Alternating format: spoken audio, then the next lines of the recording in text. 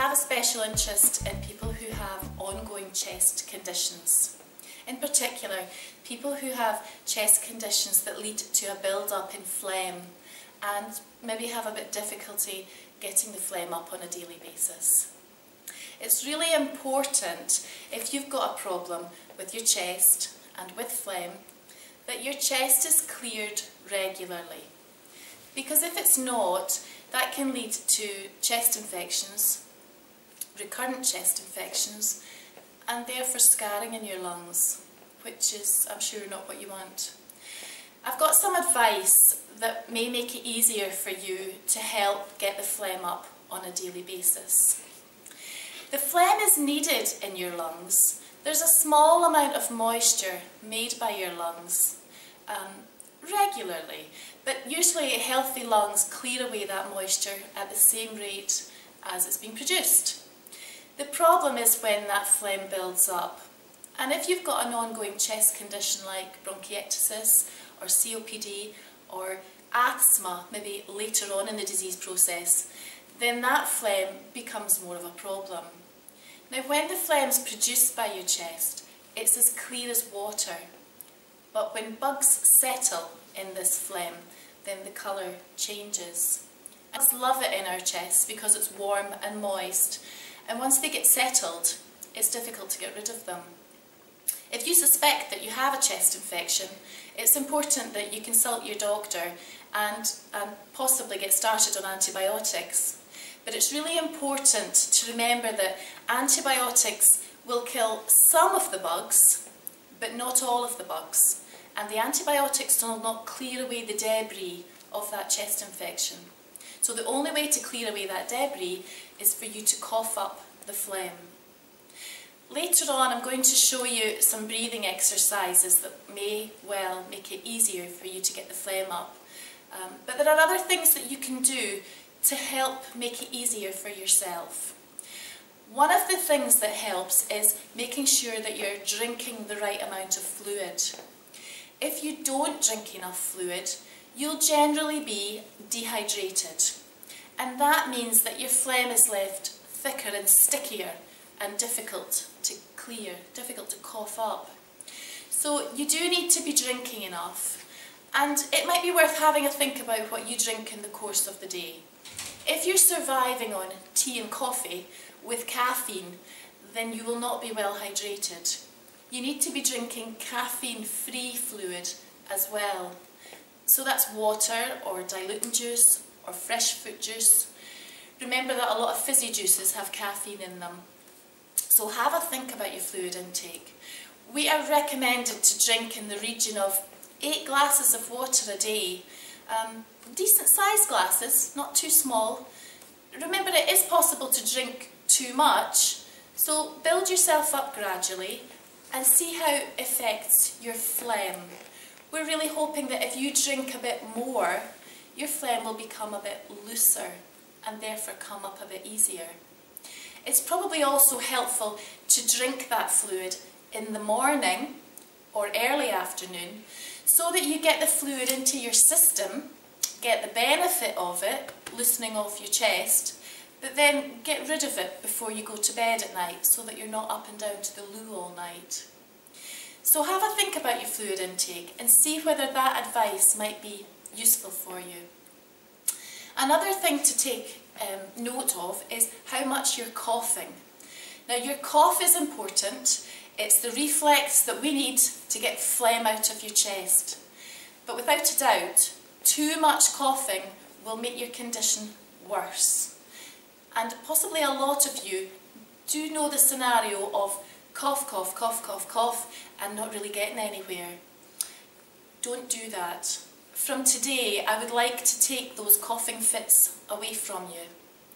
I know that's easy for me to say, sometimes you can't help it. But if you cough a lot every day, your main airway becomes very sensitive and raw, and your cough is more easily triggered. Another thing to remember is that if you're coughing too much, you're irritating your chest, and your chest will respond to that by producing more phlegm. So too much coughing is definitely working against you. You really want to be doing something that helps to get the phlegm up to here, and then just 1 or 2 coughs to get it right up. These breathing exercises that I'm going to show you may well help you with that one. They work for a lot of people, so we'll come back to that. Nighttime pattern is important. Don't want you to be coughing all night, disturbing your sleep.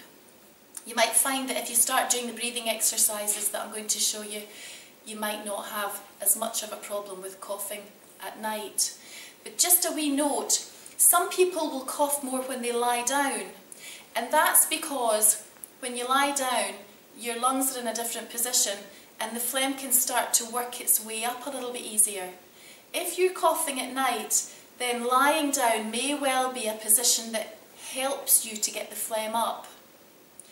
I don't want your sleep to be disturbed, but if that describes you, then lying down at a spell during the day and doing the breathing exercises really might be useful, might help you to get the phlegm up better.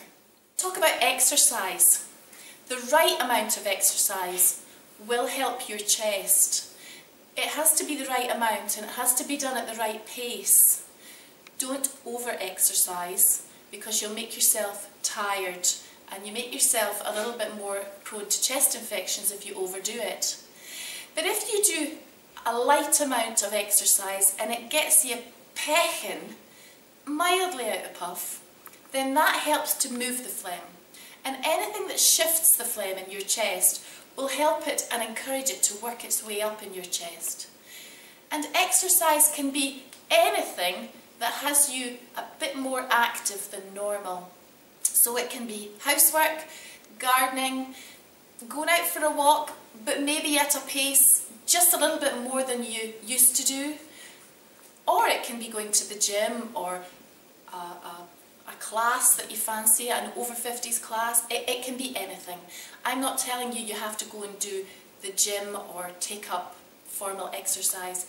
I just think it's a good idea if you think about your activity levels, because anything that gets you mildly pecking will help to move the phlegm. Let's keep this simple. We want to encourage the phlegm to move so that it's easier for you to get it up. I'd like to introduce you to Tam. Tam has been doing deep breathing exercises for the last couple of months. And Tam's going to demonstrate for you just now. And I'm going to talk you through it, Tam, just pointing out what we're looking for here. Alright, first of all, Tam, can I get you to sit up as straight as you can, but with your shoulders relaxed? Okay. What I want you to do is take a nice big deep breath in, and then you're going to hold that breath for a couple of seconds and then relax it out. We'll do this slowly because if we do it too fast, you might feel a little bit lightheaded, and I don't want that. So when you're ready, just take a nice big deep breath into your chest. Hold that breath and then relax it out. And then there's a wee pause before the next breath in. Big breath in again. Keeping your shoulders nice and relaxed. And then relax it out. That's nice. And so with the next breath in, just when you're ready, big breath in again. Trying to get the air low down in your chest. Holding that breath for a couple of seconds. And then relax it out. That's fine. That's 3 deep breaths. I would get you to have a wee rest now. We hope from doing that the air getting deeper in your chest disturbs the phlegm and encourages it to move. At home, you would do more than that. You carry on doing deep breathing for a little bit longer, and then you would do your huff to see if you've moved any phlegm. And the huff's a great breath for encouraging the phlegm up higher so that you don't have to cough quite so much. I'm going to just remind you what a huff is just now. So it's a big breath in, keeping the shoulders down, and then wide open mouth and a fast breath out. So when you're ready, try a huff for me.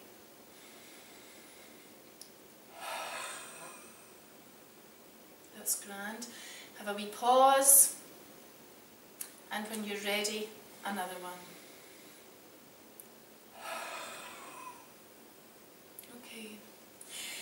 can't hear too much phlegm moving at the moment. No. Sometimes you'll hear a crackle when you do that, do you? Aye. Yeah. But we've been doing deep breathing for a few minutes now, so we've maybe moved some and you're not hearing it now. The trick is not to cough too soon, isn't it? Do you sometimes find that if you do your huff, it triggers you into a cough? Aye, it does, aye. Sometimes. So you have to be careful not to do your huff too vigorously. Those who have a chest problem and have been coughing a lot will have to be careful not to huff too vigorously. Try not to cough too early. It's important to keep the whole thing nice and relaxed and slow. And you did it beautifully there just now. How often do you do the breathing exercises in the day? I'll do it at least 3-4 times, at least. Well, usually double that. Yeah, grand. Don't do them too much, especially if they make you feel tired. No, they don't. Okay. You've found a routine that works for you, and I think that's really important. It's about finding what works for you. Maybe to start with, doing them morning, noon and night might be useful. That said, don't do them after a meal, so don't do them after your lunch. Keep it simple in your head what we're trying to do. We're trying to disturb the phlegm and then encourage the phlegm up.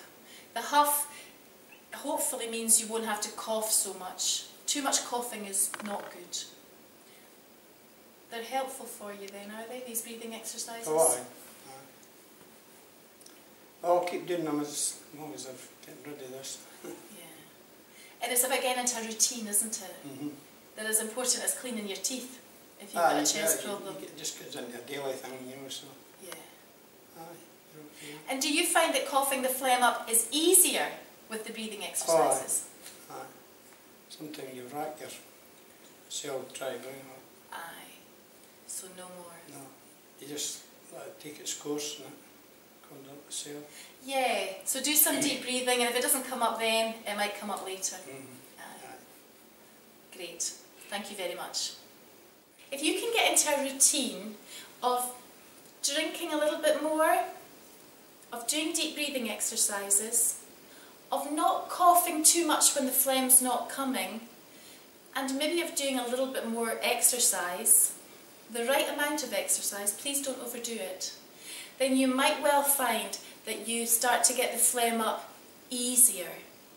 If you've got a lot of phlegm, the first week or two you might actually start to get up an awful lot more phlegm than you usually do. But then that should settle down because you'll have cleared the lungs and there won't be as much phlegm being produced. Please don't overdo it though. Don't drink too much water. Don't do too much exercise. And just pace yourself. I think this is all about finding what works for you.